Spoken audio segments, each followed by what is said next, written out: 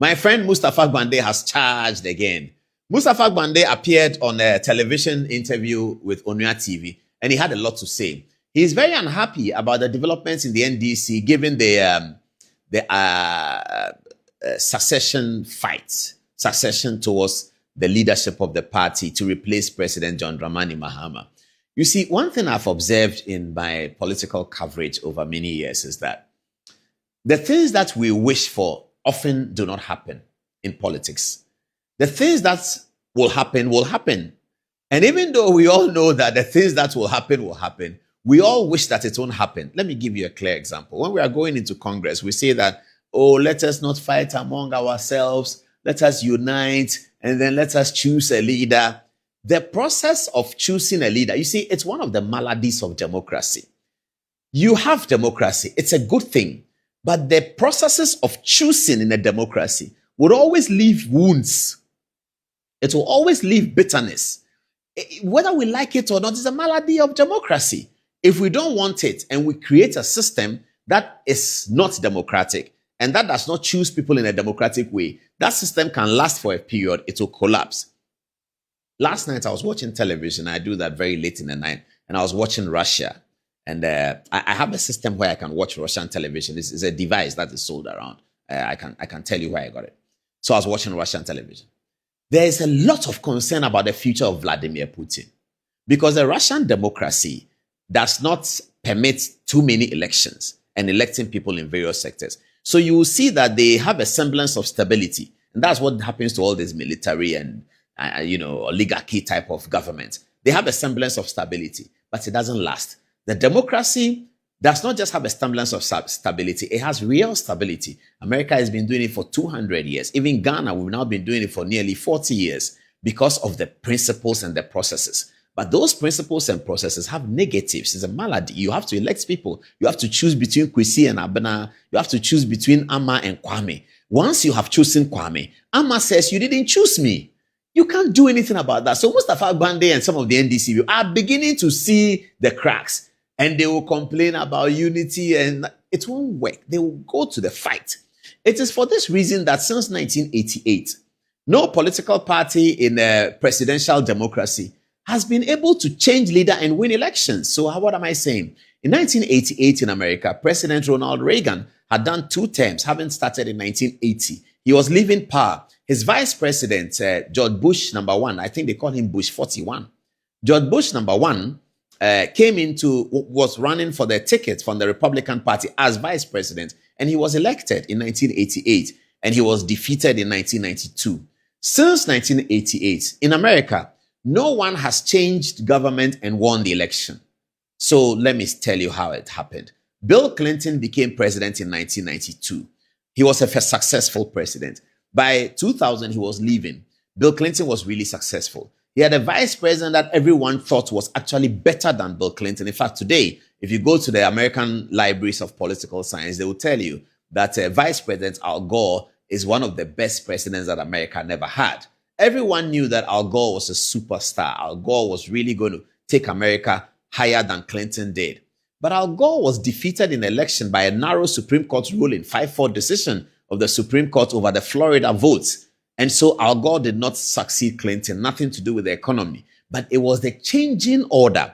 The Clinton people felt that Al Gore had carried out a campaign to endorse the fact that Bill Clinton had difficulties in the Monica Lewinsky issue. Al Gore refused to run on Clinton's record. And people like James Carville, who are unrepentant Clinton supporters, decided to withdraw from the Al Gore campaign. So the Democratic Party did not have the unity that they needed to kill that election. And George Bush slipped through and became president. George Bush was a successful president.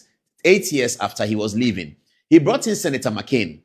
There are not many Americans who are respected like Senator McCain. Senator McCain is an American military guy who went to war for America, lost one of his hands, something like that. He's a very powerful senator. Everyone was waiting for the day Senator McCain would be president, and everyone loved him. However, there was a changing of the guard. The George Bush people were changing to Senator McCain. McCain came in and chose a running mate and the lady that the George Bush people didn't quite like. It appears that they pulled away a little bit from the campaign. Senator McCain went to the campaign. He earned 49% of the votes, but the famous Barack Obama earned 51% of the votes. Barack Obama became America's president on the back of huge popularity. In fact, the American election that brought Barack Obama to power in 2008, if that election had been conducted worldwide, Obama would have won with a higher margin. Obama could pull the crowds in Germany. He pulled the crowds in Manchester. He pulled the crowds in Bordeaux, in France. He pulled the crowds in Paris, in Denmark. During his campaign as a Democratic nominee, Barack Obama was a phenomenon. Obama's government ended in 2016. And then came Hillary Clinton. There were many people who attributed Bill Clinton's success to Hillary Clinton. And therefore, Hillary Clinton, as Senator of New York as well. New York is a hotbed of the Democratic politics. It's almost impossible for a Republican to win the Senate seat in New York. The Democrats will always grab it, just like California. So Mrs. Clinton was a big candidate. When Donald Trump emerged, people were laughing at him and said that, how can you compare Donald Trump to Mrs. Clinton? What are you talking about? Everyone knew that it was a shoe-in for Hillary Clinton. People were cutting deals with her. Documents were signed. Everyone knew that the Republican candidate was a joke. But on November 4, 2016, against all odds, Donald Trump won the election. In fact, he won the election by losing 2 million of the popular votes. If you know what I mean, tonight is not the time to explain that, but America has a popular vote and electoral votes. Electoral votes matter more than popular votes. Donald Trump was elected ahead of Clinton. So there's always a problem when you are shifting. Back in Ghana, Flight Lieutenant Rawlings conducted 8 years of very powerful government. Rawlings was power. Rawlings was AK-47. Rawlings was image. Rawlings was stability. Rawlings nominated his successor, Professor J.E. Mills. Mills was thought to be one of the cleanest politicians of all time. Clean guy. He had come from the University of Ghana. He was not corrupt. You can't take corruption on him. He's a nice guy. He's a soulful type of guy. He loves sports and all of that. In spite of all that and the heavy campaign that Rawlings did for him, Mills could not make it. John Agyekum Kufuor defeated him. Agyekum Kufuor had run one of the most successful governments in Ghana for 8 years. He had moved the economy from 4 billion to 16 billion. Agyekum Kufuor came in and Akufo-Addo came after him. Akufo-Addo was thought to be a more popular politician than Kufuor himself. Akufo-Addo was Attorney General and had distinguished himself as Ghana's foreign minister. He had made great friends with all the leaders across, Colonel Gaddafi. Everybody loved Akufo-Addo. Akufo-Addo came in and by 25,000, he lost the ballot when 10 million people were voting. So it's always very complicated when the president is not running and he's stepping away for another person. It's complicated. And whether the NDC like it or not, I'm not saying they will not win 2028 or they will win. I don't know what happened in 2028. The Ghanaian people will decide.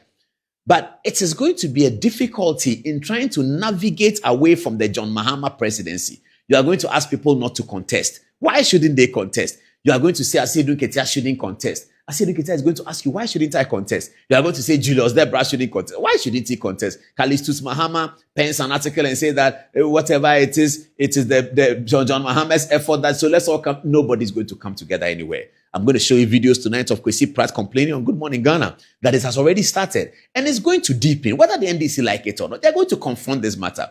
But as politicians, when we confront the matter, we always feel the urge to say, oh, let's stop that. Here is Mustapha Gbande on Polit TV making the same complaints we have heard from 50 years ago about politicians who find themselves in a situation where something is staring at them. They wish it away, but it's not going to go anywhere. Mustapha Gbande. Mustapha, who's on call for my president? I know. I'm going to say it. No, I'm saying it now. Ladies and gentlemen, the president is suffering. If the fundamental... No, but I don't a party for no. One friend appointees in one class say, hey, Mama, president. He had to take the general secretary sometimes to take the approach of summoning ministers to FEC before they come. Some ministers don't attend party meeting at all. Hey. Now they have arrived. Oh, Madam Kachara, I'm Miss Roby. There's nobody that I'm ministers, no. Who from for party meetings? Look, recently I had to call one minister to ask him, you sent so and so to the party. He said yes. I said, did you inform the general secretary? I asked him, did you inform the general secretary? Are you the manager of the party? Are you the one managing the party?